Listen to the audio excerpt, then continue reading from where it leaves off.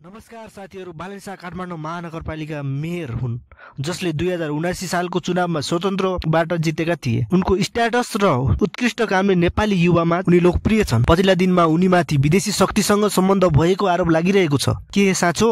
2082 साल भदौ 23 र 24 गते भएको जेन्जी आन्दोलनले गर्दा सिंहदरबार संसद, देशभरि सरकारी कार्यालय लगायतका ठूला मन्त्रीहरूको घरमा आगजनी भयो।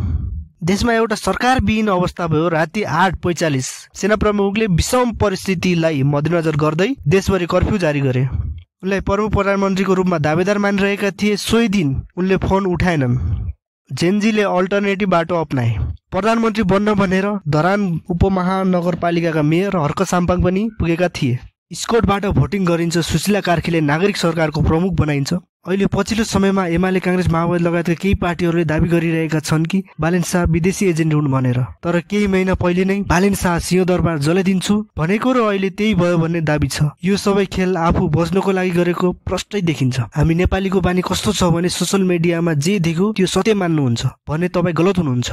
हामीले उसको सर्वपक्षको बारेमा बुझ्न आवश्यक छ, जुन हामी कहिले बुझ्दैनौँ। उनले विगतमा आदिपुरुष फिल्म बनाउँदा विमोद मात्र जनाएनन्, काठमाडौँ सिटी भरि हिन्दी फिल्मलाई रोक लगाएका थिए। अब तपाईँ आफै भन्नुहोस् कि उनी विदेशी एजेन्ट हुन्? भारतले तयार गरेको नयाँ संसदमा लुम्बिनी आफ्नो हो भनेर चित्रण गर्दा उनले पुरै ग्रेटर नेपालको नक्सा आफ्नो कार्यालयको पछाडि राखेका थिए। अनि यो हेर्नुहोस्, यसमा स्पष्ट भनिएको छ डोनाल्ड ट्रम्पले डिबी रोक्दा पनि उनले स्ट्याटस मार्फत थर्काएका थिए। अल्छी भनेर अपमानित गरेरै भनेका थिए। $20 million for fiscal federalism in Nepal. Listen to these numbers. This is all fraud. तपाईँ भन्नुहोस् कि उनी विदेशी एजेन्ट होला नि त? उनीमाथि अर्को के आरोप छ भने सिंहदरबार जलिरहँदा उनले दमकल पठाएनन् भन्ने पनि छ। उनले भनेका छन् त्यो दिन राति 8 बजेसम्म देश नै अस्तव्यस्त थियो। राज्यविहीन अवस्था थियो। देशमा सरकार थिएन, तर स्थानीय सरकारले भरपूर प्रयास गरिरहेको थियो। जब भिड अलिक शान्त भयो, महानगरको दमकल 8:15 मा पुगिसकेको थियो भन्ने उनीहरूको भनाइ छ। अग्निशाखा कार्यालयले भनिसकेको छ, हामी सीसीटीभी फुटेज दिन तयार छौँ। सीसीटीभी भन्दा ठुलो प्रमाण के हुन सक्छ र? खासमा यस्तो समयमा महानगरको के कुरा प्रहरीले आफ्नो ज्यान बचाउन सकेको थिएन।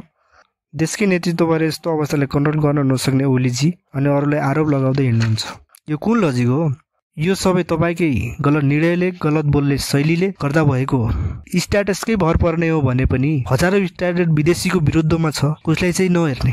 तपाईँले के लाग्छ? आफ्नो प्रतिक्रिया दिन नबिर्सनु होला। यस्तै भिडियोको लागि हामीलाई सब्स्क्राइब गर्न नबिर्सनु होला र यसलाई धेरैभन्दा धेरै सेयर गरेर हामीलाई थप प्रेरणा दिनु होला।